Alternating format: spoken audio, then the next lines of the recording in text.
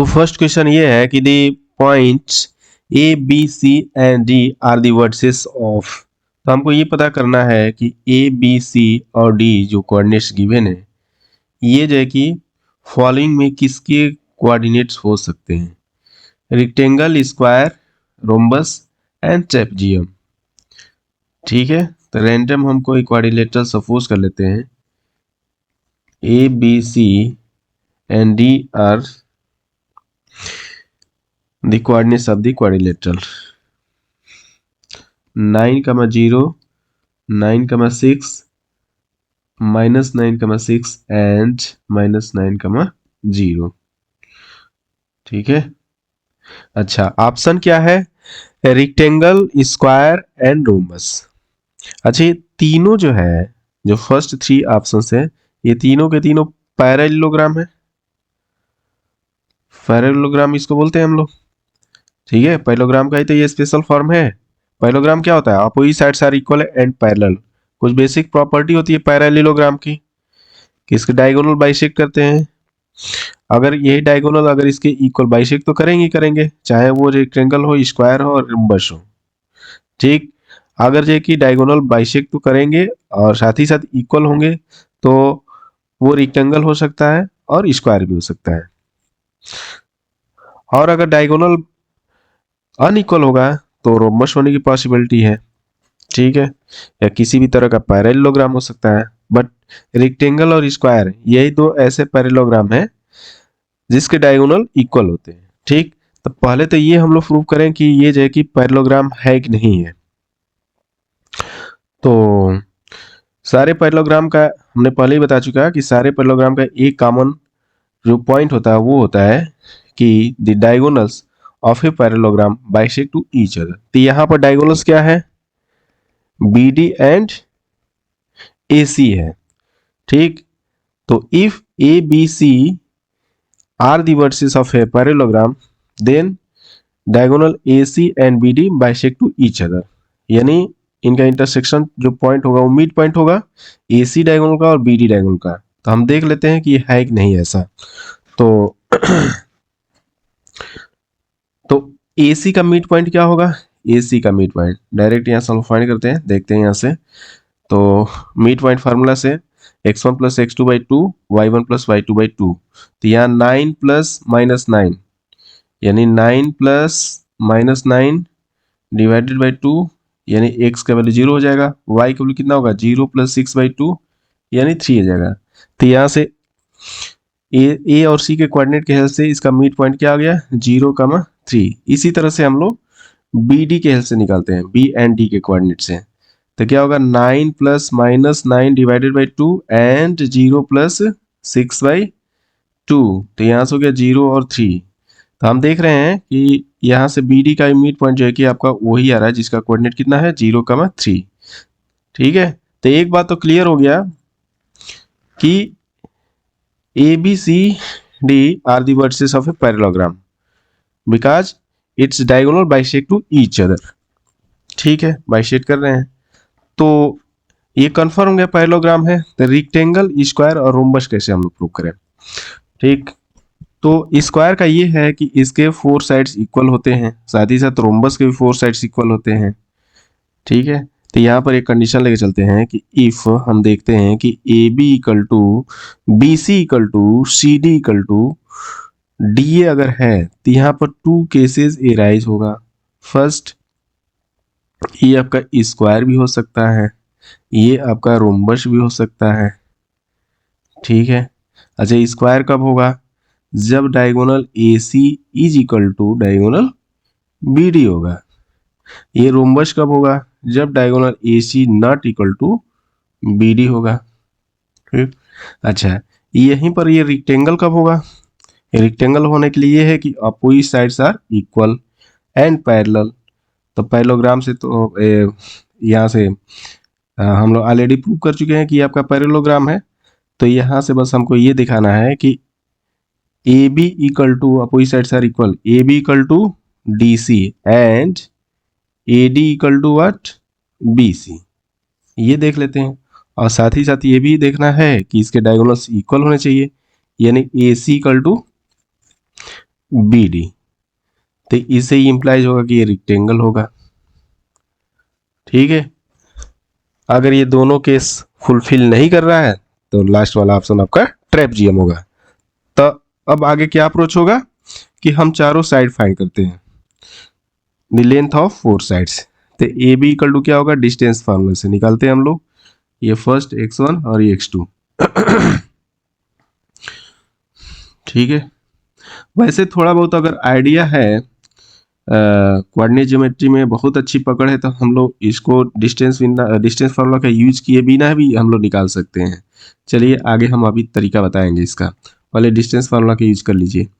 देखिए 9 minus 9 zero, zero square, zero minus six का square, तो यानी zero square plus minus six square, यानी आपका रूट 36 यानी 6 आ जाएगा। A B equal to what, 6 units.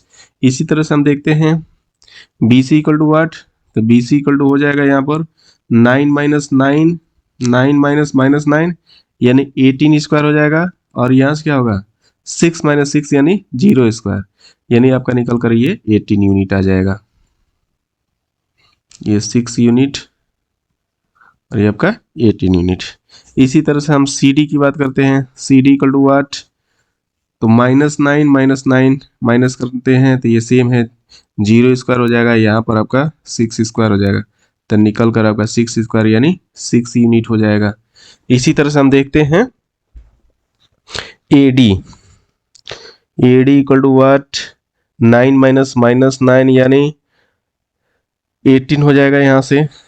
ठीक है, 18 स्क्वायर प्लस यहाँ पर जीरो स्क्वायर, यानी root 18 square equal to 18 unit. तो एक बात क्लियर है कि अपोजिट साइड आपका इक्वल हो गया, A B equal to what, C D, जो कि हम देख रहे हैं कि ये 6 यूनिट आ रहा है। इसी तरह से हम देखते हैं B C equal to A D, ये आपका 18 यूनिट हो गया। तो यहाँ से एक बात क्लियर है ना कि opposite sides are equal, this equal to this and this equal to this. ठीक है, और आपके डायगोनल तब देखते हैं, ये तो आपका हो गया कि मतलब पैरेललोग्राम तो क्लियर है, अपोजिट साइड्स आर इक्वल, और यहाँ पर फोर साइड इक्वल नहीं है, तो इसका मतलब कि ना तो स्क्वायर होगा ना ही आपका रोम्बस होगा।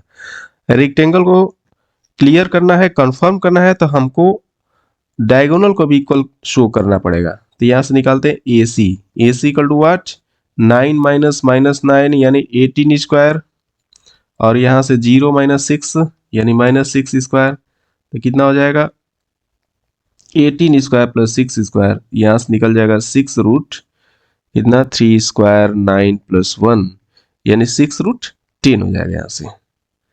ओके, देखते हैं यहाँ पर B D, B D equal to 9 minus minus 9 यानी 18 स्क्वायर प्लस यहाँ से 6 स्क्वायर हो जाएगा, तो ये भी आपका 18 स्क्वायर प्लस 6 स्क्वायर, यानी यहाँ से 6 रूट 9 प्लस 1 यानी 6 रूट 10 यूनिट हो गया। तो A C equal to B D, यानी डायगोनल्स भी इक्वल है, अपोजिट साइड्स आर इक्वल है, तो इसका मतलब it is clear that A B C D are the vertices of a rectangle. ठीक, चलिए, अच्छा क्लियर है। यहां से जो हम लोग लेंथ निकाल रहे हैं A B B C C D और डी ए का, तो विदाउट डिस्टेंस फार्मूला का यूज करके हम लोग कैसे निकालते हैं, देखते हैं, थोड़ा सा इस पर डिस्कशन हो जाए।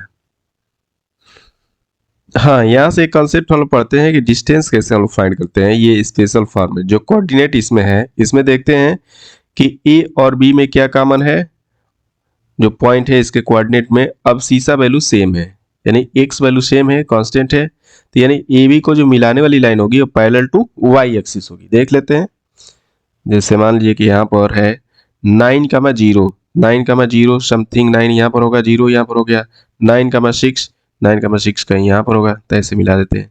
तो this is a line parallel to Y axis. तो पैरेलल टू वाई एक्सिस जो लाइन होगी उसमें हमेशा जो कि एक्स का वैल्यू क्या होगा, सेम होगा। जैसे मान लीजिए कि अगर के डिस्टेंस पर है ओरिजिन से, ये लाइन जो है कि अगर ये के डिस्टेंस पर है तो इसका कोऑर्डिनेट कितना होगा के कमा 0, इसी तरह से कितना होगा के कमा 1, के कमा 2, के कमा 3, इस तरह से होगा के कमा -1, के कमा -2, के कमा -3। ठीक है, तो पैरेलल टू वाई एक्सिस होगा तो हमेशा उस लाइन पर अब्सिशा का वैल्यू सेम होगा।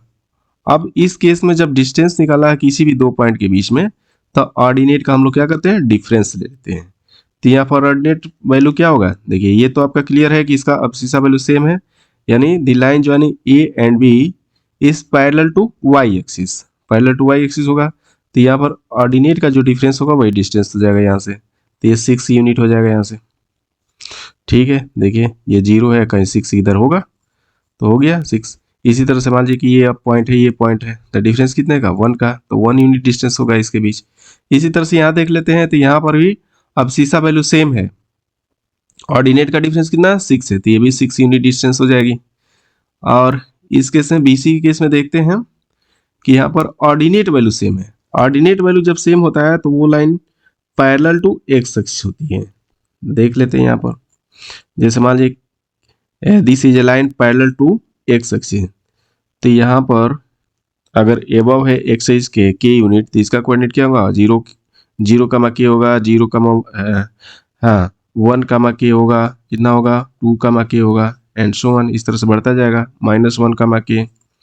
अब डिस्टेंस निकालना इसमें, तो ऑर्डिनेट सेम है, अब शीशा का जो डिफरेंस होगा वही डिस्टेंस हो जाएगा। तो यहाँ देख लेते हैं, यानी this is the line joining B and C is parallel to X axis because their ordinate value are same, यहाँ ऑर्डिनेट वैल्यू सेम है। तो यहाँ डिफरेंस कितना है अब शीशा का, 9 और -9, यानी डिफरेंस आपका 18 का हो गया, तो 18 यूनिट डिस्टेंस हो गया। इसी तरह से यहाँ पे देख लीजिए, ये 0 0 है, तो -9 और 9 के बीच का गैप कितना है, डिस्टेंस कितना है, डिफरेंस कितना है 18 यूनिट। तो क्लियर है, A B equal to D C equal to 6 unit and B C equal to A D equal to 18 unit. चलिए, तो क्लियर है कि ये आपका रेक्टेंगल है, हम लोग देख चुके हैं ऑलरेडी। आते हैं question number second. Question number second है, P is the midpoint of the line segment joining two points P, Q and R। यहाँ दो पॉइंट है, Q है -6,5 एंड R -2,3, -6,5 -2,3, और ये जो P पॉइंट है क्या है, मिड पॉइंट है, A/3 and 4। Find the value of A। तो मिड पॉइंट फार्मूला से क्या होता है, अगर इसको x1 y1 इसको x2 y2 लेकर चलते हैं, वेरी सिंपल प्रॉब्लम। तो यहां से x इक्वल टू क्या होता है, x1 plus x2/2 and y equal to y1 plus y2/2। खैर a का वैल्यू निकालना है हमको, यहीं से निकल जाएगा। तो x का वैल्यू यहाँ क्या है, a/3 है, a/3 equal to -6 plus -2 divided by 2। तो यहाँ से जाएगा a/3 इक्वल टू -6 -2 यानी -8/2 यानी -4। तो यहाँ से a का वैल्यू हो जाएगा कितना, -12। ठीक, तो -12 आ जाएगा a का वैल्यू।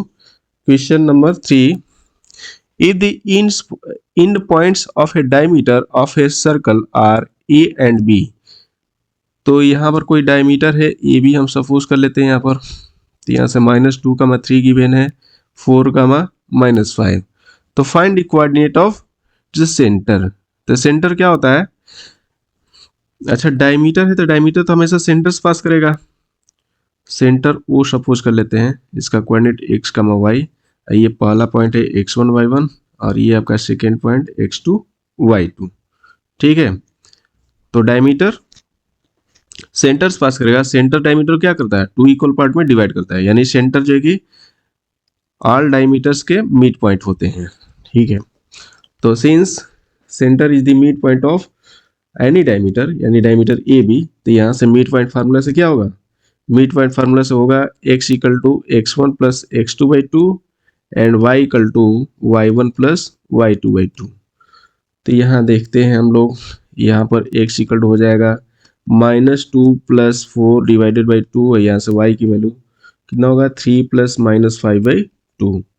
तो यहाँ से जाएगा x इक्वल टू 2/2 यानी 1, और y इक्वल टू कितना होगा, -2/2 यानी -1, y इक्वल टू हो जाएगा -1। तो कोऑर्डिनेट कितना हो गया, 1, -1, 1, -1।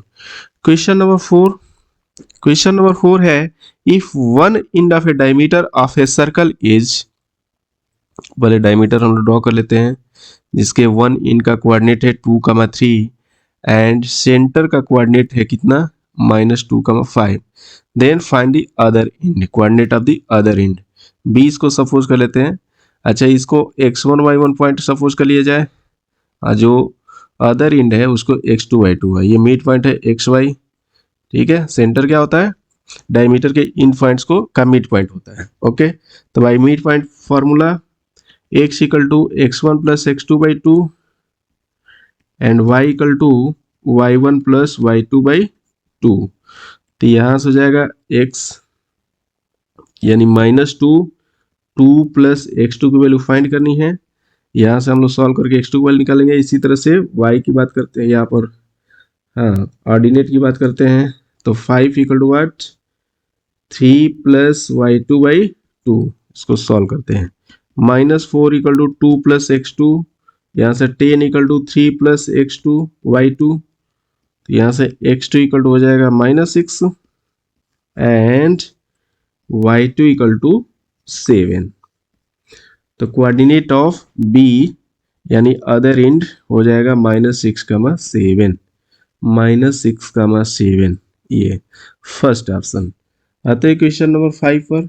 क्वेश्चन नंबर 5 है if the mid point of A line segment joining the points p and q, दो पॉइंट है p q है, a b -2 and -2,4, r is the midpoint, 2, -3 coordinate given है। तो find the value of a and b since r is the midpoint of the line segment joining p and q। तो यहाँ से mid point फार्मूले से हम लोग देखते हैं, इसको फर्स्ट पॉइंट इसको सेकेंड पॉइंट मान लेते हैं।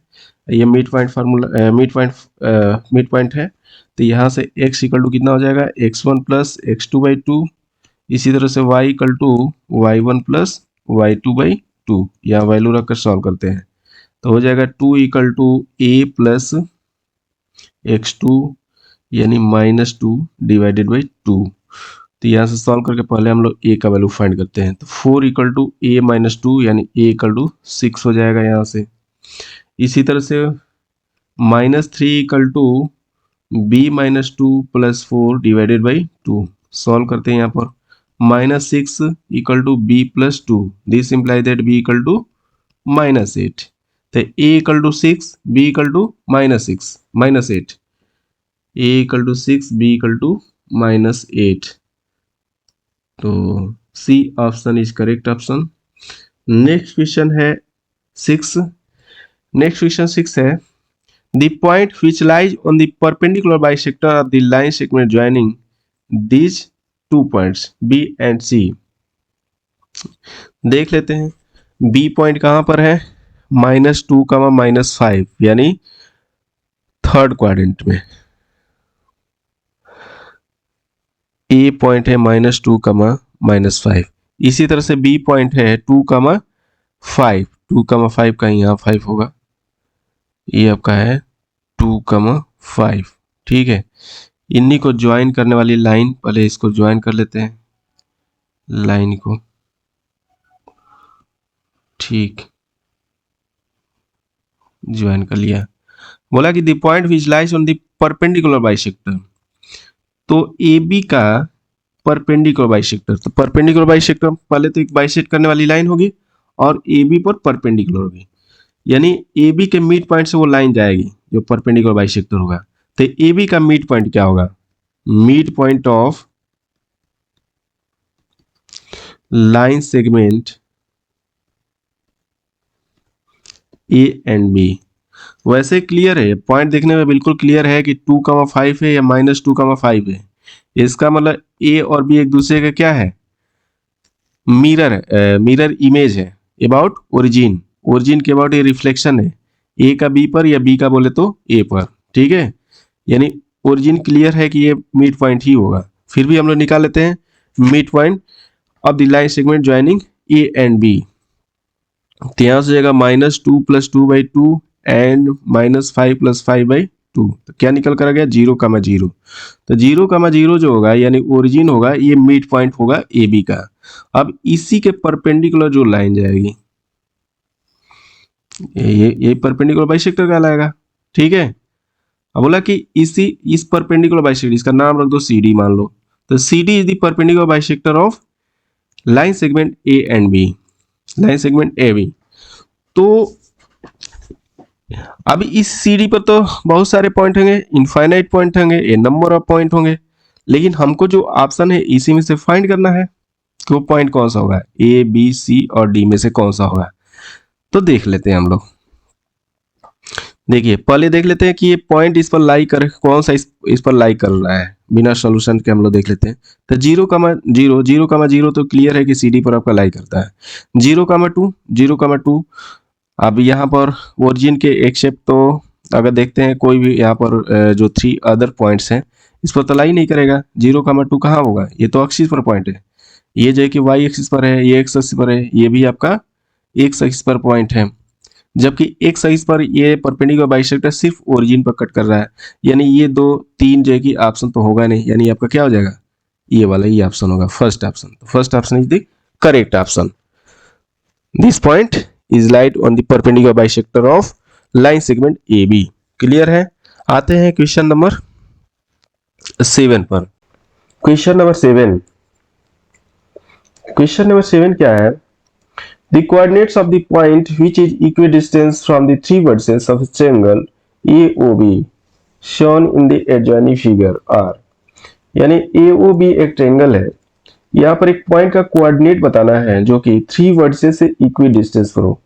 तो सपोज के लिए यहाँ पर P पॉइंट है, H का K इसका कोऑर्डिनेट है। तो according to question AP equal to BP equal to OP। ठीक है, तो ये पॉइंट का कोऑर्डिनेट क्या होगा, A B C और D ऑप्शन में से कौन सा करेक्ट होगा। ठीक, तो ये क्वेश्चन बहुत ही सिंपल है और बिना किसी कैलकुलेशन का हम लोग इसका आंसर बता सकते हैं।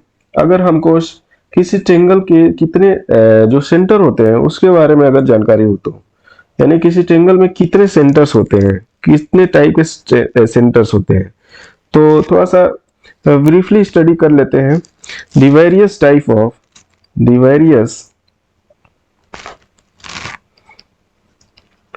Types of centre of a triangle.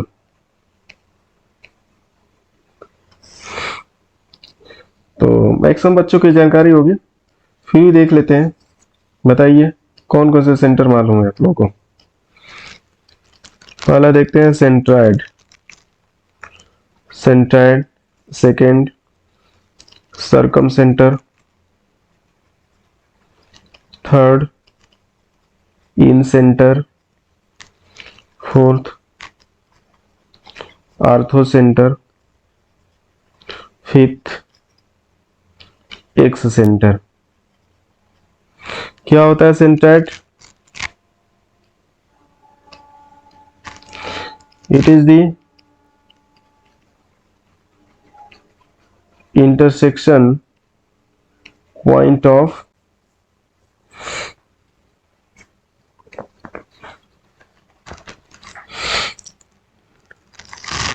ठीक, तो देख लेते हैं सेंट्राइड क्या होता है, it is the intersection point of medians. अब मीडियन क्या होता है, मीडियन, तो this is the line segment joining the mid point of a side to the opposite vertex. यानी ये कोई ट्रायंगल है PQR, तो यहां से इस साइड के मिड पॉइंट को अपोजिट वर्टेक्स से मिलाने वाली जो लाइन होती है इसको क्या बोलते हैं हम लोग, मीडियन बोलते हैं। ठीक है, और इस तरह से 3 मीडियन सबके होंगे, इसी का इंटरसेक्शन पॉइंट क्या बोला जाता है, सेंट्राइड। ठीक, अब इसका जो है कि डिटेल्स में स्टडी करेंगे, काफ़ी लंबा लेक्चर चला जाएगा, तो जब ये जिस टॉपिक में आएगा उसको स्टडी हम लोग करेंगे। जैसे सर्कल चैप्टर पढ़ेंगे तो सारे सेंटर का एक बार और हम लोग डिटेल्स में स्टडी करेंगे, देखेंगे। सर्कम सेंटर क्या होता है, it is the intersection point of the perpendicular side bisector. यानी ये ट्रायंगल है PQR, इस साइड का परपेंडिकुलर बाइसेक्टर यानी इसके मिडिल पॉइंट से जाए और इसको बाइसेक्ट परपेंडिकुलर बाइसेक्टर है, मिडिल पॉइंट से जाए और इस साइड के परपेंडिकुलर, इसी तरह से इसके मिड पॉइंट से जाए और इसको इसके परपेंडिकुलर, इसी तरह से ये परपेंडिकुलर बाइसेक्टर, इसका जो इंटरसेक्शन पॉइंट होता है उसको हम लोग सर्कम सेंटर बोलते हैं। ठीक है, और इन सेंटर की बात करते हैं तो ये इंटरनल एंगल बाइसेक्टर होता है। ट्रायंगल का क्या होता है? Internal angle bisector. ठीक है, इसका जो इंटरसेक्शन पॉइंट होता है इसको हम लोग इन सेंटर बोलते हैं। आर्थो सेंटर क्या होता है? आर्थो सेंटर होता है एल्टीट्यूड का इंटरसेक्शन पॉइंट, यानी किसी वर्टेक्स से जो अपोजिट साइड है, इसके सामने वाली जो साइड है यहाँ पर परपेंडिकुलर हम लोग ड्रॉ करते हैं, तो इसको हम लोग एल्टीट्यूड बोलते हैं। तो there are 3 altitudes in a triangle, और इसी का जो इंटरसेक्शन पॉइंट होता है उसको हम लोग आर्थो सेंटर बोलते हैं। ठीक है, एक्स सेंटर क्या होता है? तो it is the intersection point of the bisector of one interior angle and bisector of the two exterior angle on the opposite side. क्या मतलब है इसका? मतलब ये है, देखिए यहां पर ये कोई ट्रायंगल है जैसे ए बी सी, तो इस एंगल का बाइसेक्टर, इंटीरियर एंगल बाइसेक्टर देख लेते हैं। इसके अपोजिट जो साइड है इस इंटीरियर एंगल के, यहां पर ऐसे, तो यहां पर जो दो एक्सटीरियर एंगल बन रहा है इनका बाइसेक्टर, ये जो इंटरसेक्शन पॉइंट होता है इसी को हम लोग क्या बोलते हैं? एक्स सेंटर बोलते हैं। इस तरह से किसी ट्रायंगल में एक्स सेंटर 3 हो जाएंगे, एक इधर तरफ होगा एक इधर तरफ होगा, ऐसे देख सकते हैं हम लोग। ठीक है, तो there are 3 excentres of a circle of a triangle. इस ट्रायंगल के 3 एक्स सेंटर होंगे। अच्छा, सेंटाइड और आर्थो सेंटर को छोड़ दिया जाए तो सर्कम सेंटर, इन सेंटर और एक्स सेंटर, इसके करिस्पॉन्डिंग जो सर्कल होते हैं, एक सर्कल हम लोग ड्रॉ कर सकते हैं, उसको हम लोग बोलते हैं सर्कम सेंटर के करिस्पॉन्डिंग जो सर्कल होगा उसको सर्कम सेंटर, इसके करिस्पॉन्डिंग जो सर्कल होता है उसको हम लोग सर्कम सर्कल बोलते हैं। सर्कम सर्कल, इसके करिस्पॉन्डिंग जो रेडियस होगा उसको सर्कम रेडियस बोलते हैं, सर्कम रेडियस। ठीक, इस तरह से इन सेंटर होता है, उसके करिस्पॉन्डिंग जो सर्किल होती है उसको हम लोग इन सर्कल बोलते हैं। इन सर्कल करिस्पॉन्डिंग जो रेडियस होगा इन रेडियस बोलेंगे। इसी तरह से जो एक्स सेंटर होगा उसके करिस्पॉन्डिंग जो सर्किल होगा एक्स सर्कल बोलते हैं, और इसके करिस्पॉन्डिंग जो रेडियस होगा एक्स रेडियस बोलते हैं यहाँ पर। ठीक, हालांकि 11th क्लास में इसका प्रॉपर्टीज ऑफ ट्रायंगल में हम लोग स्टडी करते हैं इस सारे सेंटर के बारे में। ठीक, यहाँ पर भी 10th क्लास में भी सर्कल चैप्टर में इसको स्टडी करेंगे, हम लोग पढ़ेंगे डिटेल्स में, देखेंगे।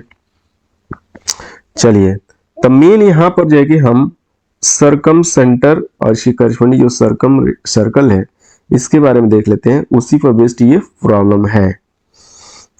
ठीक है, देख लिए हैं, it is the intersection point of perpendicular side bisector, perpendicular side bisector. ठीक, तो in case of right angle triangle, right angle triangle के केस में जो सर्कम सेंटर होता है वो आपका जो हाइपोटेनस होता है इसका मिड पॉइंट होता है, ये आपका मिड पॉइंट होता है। ये भी यहाँ पर हाइपोटेनस है, इसी का जो मिड पॉइंट होगा इसको हम लोग बोलेंगे सर्कम सेंटर। ठीक, यानी सर्कम सेंटर होगा तो इसकी जो डिस्टेंस होगी, अच्छा इसके करिस्पॉन्डिंग जो सर्कल होता है सर्कम सर्कल बोलते हैं। क्यों? क्योंकि इसके वर्टेक्स से क्या करते हैं, हम लोग सर्कल ड्रॉ कर सकते हैं। तो इसका सर्कम सेंटर क्या होता है? In case of right angle triangle the mid point of hypotenuse is the circum centre, और सर्कम सेंटर होगा यानी इस सर्कल का क्या होगा, ये सर्कम सेंटर होगा। तो इस सेंटर से तीनों वर्टेक्स जो डिस्टेंस होगी क्या होगी, सेम होगी यहाँ पर। यानी ये अगर हो गया पी पॉइंट, इस केस में अगर चलिए तो पी ए बी आपका क्या है, डायमीटर ऑफ द सर्कल है। सर्कम सर्कल का क्या है, डायमीटर है, because the angle in a semi circle is a right angle. ठीक है, यानी ये 90 डिग्री है, इसका मतलब ये तो 90 डिग्री है ऑलरेडी, इसका मतलब ये क्या है, सेमी सर्कल है। हम लोग ऑलरेडी सर्कल चैप्टर में देख चुके हैं या जानते हैं पहले से कि angle in a semi circle is a right angle, यानी जो ये राइट एंगल कब बनता है, यानी जो डायमीटर होगा वो सरकमफेरेंस पर 90 डिग्री का एंगल बनाता है। तो यह 90 डिग्री ऑलरेडी है। This imply that A B is the diameter of this circle. अब P इसका क्या है, मिड पॉइंट है। तो P मिड पॉइंट किसका है, the line joining A and B। तो यहाँ से P का कोऑर्डिनेट क्लियरली हम निकाल सकते हैं, यानी यहाँ से the coordinate of point P which is the required point. ठीक है, यानी equidistance from the three vertices. तो कोऑर्डिनेट ऑफ जो P होगा, coordinates of P equal to कितना, 0 x1 प्लस x2 बाई 2, यानी 0 plus 2x by 2 and 2y plus 0 by 2। तो यहाँ से क्लियर है x कमा y आ जाएगा। तो यहाँ से ऑप्शन कौन सा है, x कमा y। तो this is the correct option. ठीक, अच्छा, इसका तो ये फर्स्ट मेथड हो गया, जो कि सरकम सेंटर, सर्कल और सरकम रेडियस के बारे में जिसको जानकारी हो वो तो ऐसे कर लेगा। सेकेंड मेथड, तो इसमें हमको नहीं मालूम है, ये प्रॉपर्टी हमको नहीं मालूम है, ये सरकम सेंटर, सरकम रेडियस और सर्कल के बारे में कुछ आइडिया नहीं है। तो हम लोग पॉइंट को मान लेते हैं, कोई आर्बिट्ररी पॉइंट यहाँ पर है इस कार्टेशियन प्लेन में h, k। ठीक है, तो let the coordinate of on the required point P is h, k। h, k हम लोग इसका कोऑर्डिनेट सपोज कर लेते हैं। ठीक है, तो अकॉर्डिंग टू क्वेश्चन है वो P पॉइंट की A, O और B से डिस्टेंस सबका सेम है, यानी OP equal to OA, OP equal to AP equal to BP, यानी OP बोले तो डिस्टेंस फार्मूला यहाँ पर अप्लाई कर दीजिए, इसका स्क्वायर भी साथ में कर लीजिए, स्क्वायर रूट हट जाएगा, यानी h minus 0 square plus k minus 0 square equal to what, ये है कितना 0, 2y, यानी यहां से हो जाएगा AP, ये हो गया यहां से h minus 0 square plus k minus 2y square equal to यहाँ से BP बोले तो h minus 2x square plus k minus 0 square. Simplify कर लीजिए यहाँ से, तो यहाँ से h square plus k square equal to h square plus k minus 2y square equal to h minus 2x square plus k square. तो एक बार इन दोनों को लेकर सॉल्व कर लेंगे, एक बार इन दोनों को लेकर सॉल्व कर लेंगे, तो h और k का वैल्यू यहाँ से फाइंड हो जाएगा। तो देखते हैं हम लोग, h square plus k square equal to h square plus k minus 2y square. This imply that h square cut जाएगा यहाँ से, तो k square equal to k square minus 4ky plus 4y square. यहाँ से k square भी आपका finish हो गया। तो यहाँ से देख लेते हैं हम लोग, यहाँ से कॉमन क्या होगा, यानी 4y square minus 4ky equal to 0।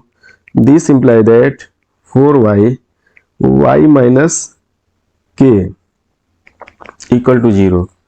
This imply that यहाँ से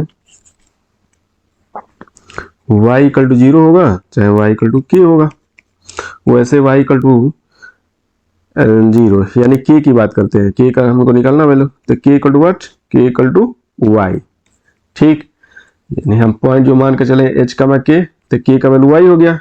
इसी तरह से इसको लेकर चलिए आप, तो h square plus k square equal to what, h minus 2x² plus k² हो गया फिनिश। यहाँ से h² minus 4hx plus 4x², यहाँ से ये चला गया, तो यहाँ से हम लोग 4x कॉमन ले लेते हैं, तो होगा क्या, x minus h equal to 0। This imply that x minus h equal to 0, यानी h इक्वल टू x। तो कोऑर्डिनेट ऑफ जो पॉइंट होगा ये होगा h कामा k जो लेकर चलते हैं x कामा y हो जाएगा। तो यहाँ से भी आपका सेकेंड मेथड से निकल गया, जिनको प्रॉपर्टी नहीं मालूम है सर्कमसेंटर का। ठीक है, आते हैं next question, question number 8। Question number 8 है the fourth vertex D of a parallelogram ABCD whose three vertices are A, B and C are given as, ये और ये यानी 3 vertices दिया है। तो यहाँ से क्या है, D are the vertices of a parallelogram whose coordinates are -2, 3, 6, 7, 8, 3। तो we have to find the coordinate of the fourth vertex, यानी D का कोऑर्डिनेट हमको फाइंड करना है। सपोज के लिए कि इसका कोऑर्डिनेट h, k है, तो हम लोग को एक प्रॉपर्टी पता है कि the diagonals of a parallelogram bisect to each other, यानी AC का डायगोनल, AC एक डायगोनल है या BD डायगोनल है, इनका जो इंटरसेक्शन पॉइंट होगा एक दूसरे को क्या करेगा, मिड पॉइंट पर कट करेगा, यानी O is the mid point of diagonal AC as well as diagonal BD। तो फाइंड करते हैं यहाँ से AC से, तो यहाँ पर A और C का कोऑर्डिनेट पता है, तो हम लोग O का कोऑर्डिनेट निकालते हैं। Since the diagonals of a parallelogram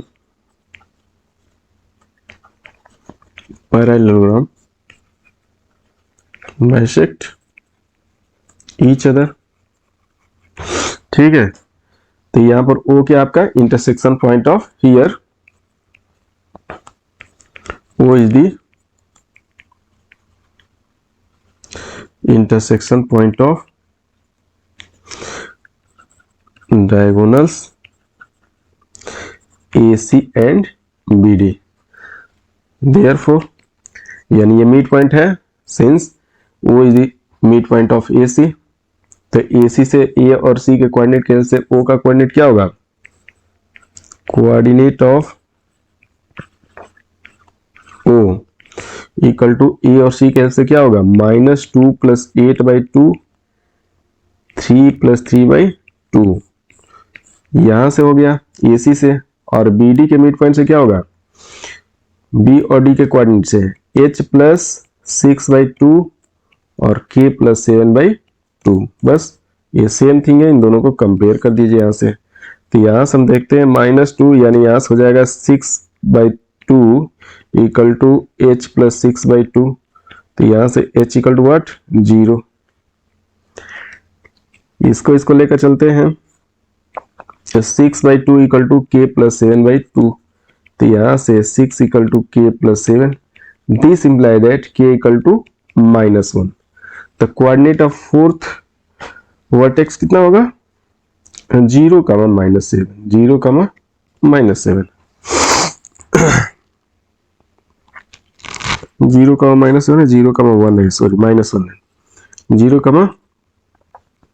-1, B option correct होगा। यहाँ पर K इक्वल कितना रहा, -1, 0, -1। Next question, question number 9। The point which divides the line segment joining the points 7, -6, 3, 4 in the ratio 1:2. Let A and B are the 2 points, given points 7, -6, B जो है 3, -4 is divided by a point P in the ratio 1:2. Then this point lies in which quadrant? किस quadrant में लाई करेगा? तो यहाँ देखते हैं P का कोऑर्डिनेट निकालते हैं, इजी प्रॉब्लम है, रेशियो आपका गिवन है, इसको first point x1 y1 suppose कर लेते हैं, इसको x2 y2 सपोज कर लेते हैं, तो बाइसेक्शन फार्मूला क्या होगा, x equal to m1 x2 plus m2 x1 divided by m1 plus m2। तो यहां से निकालते हैं, इसका कोऑर्डिनेट x, y लेकर चलते हैं हम लोग। तो m1 x2 यहां से ऐसे मल्टीप्लाई करिए, तो यहां से जाएगा 1 into 3 plus 2 into 7 divided by 1 plus 2, 3 plus 14 divided by 3 यानी 17 बाई 3। y इक्वल टू होगा m1 y2 plus m2 y1 divided by m1 plus m2 equal to 1 into 4 plus 2 into minus 6 divided by 1 plus 2 यानी 4 minus 12 divided by 3 minus 8 by 3। तो इसका coordinate कितना आ गया, 17 by 3 minus 8 by 3, यानी x positive है y negative, यानी fourth quadrant होगा। ठीक है, fourth quadrant is the correct option. तो question number 10, this centroid of the triangle whose vertices are this and this। तो यहाँ पर मान लीजिए कि ए बी सी आपका क्या है, वर्टिसेस ऑफ ए ट्रायंगल 3, -7 जी -8, 6 एंड 5, 10। तो सेंट्राइड क्या आता है, इंटरसेक्शन पॉइंट ऑफ मीडियंस। तो इसका जो कोऑर्डिनेट होता है कितना होता है, x1 plus x2 plus x3 by 3 and y1 plus y2 plus y3 by 3। ठीक है, तो यहां से निकल जाएगा, इसको 1 पॉइंट, इसको सेकेंड पॉइंट, इसको थर्ड पॉइंट लेकर चलते हैं हम लोग। तो 3 plus -8 plus 5 divided by 3, x का वैल्यू आ जाएगा। सॉल्व करिए आप, तो ये तो लगता है 0/3 यानी 0 आ जाएगा x का वैल्यू। इसी तरह से y equal to y1 plus y2 plus y3 यानी 7 प्लस 6 प्लस 10 डिवाइडेड बाई 3। तो यहाँ 16 माइनस 7 यानी 9, 9/3 यानी 3 आ जाएगा y का वैल्यू। तो कोऑर्डिनेट इसका कितना हो गया, 0,3। 0,3 is the correct option. Correct answer कितना होगा, 0,3 यानी बी ऑप्शन करेक्ट है।